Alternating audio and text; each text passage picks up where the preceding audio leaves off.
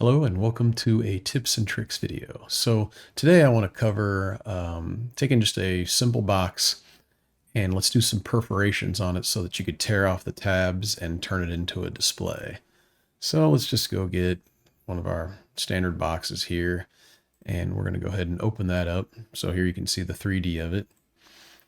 And let's just kind of resize it a little bit. 4, and maybe we'll say 4, make it just kind of like so. But what we want to do is be able to tear off these parts here, and then we want to have a nice V cut in here. So let's just go ahead first, and we'll click. Actually, what we'll do is we're going to hold Control and Shift, and if you had a Mac, you'd be Command and Shift, and that allows us just to click on that individual line. Right now it's a crease, but we want to take it to a perforation.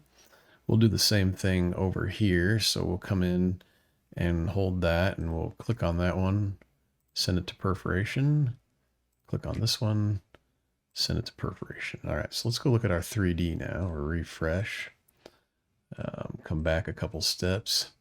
And so you can see the perforation lines along the back there. So now you'd be able to tear these parts off, but we still want to add that V in there. So let's go to our Synergy components. We're going to go ahead and get an individual geometric shape. We want a trapezoid. And what we want, if you start clicking on these, it shows you, okay, this one you can adjust the height and you can do these by distance. We want to, I think angle is probably easy for us. So if you'll notice, this one has some corrections on the side. We get the angle and we get the depth. So let's drag it out here.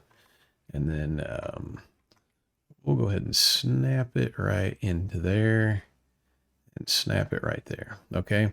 And because I want to be able to just adjust one number, I'm going to uncheck this because I don't need to do both sides. And let's just make that CT1.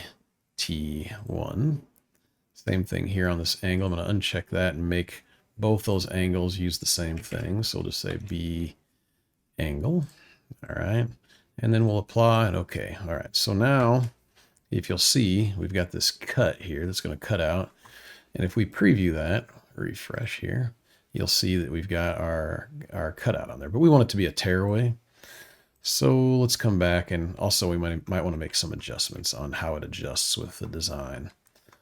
So first, let's move these sides in a little bit. So we'll go to the parameters, and if you'll see, we've got this CT1, that's this outside distance. So let's make that maybe 0.5 inches. So that brings that in some.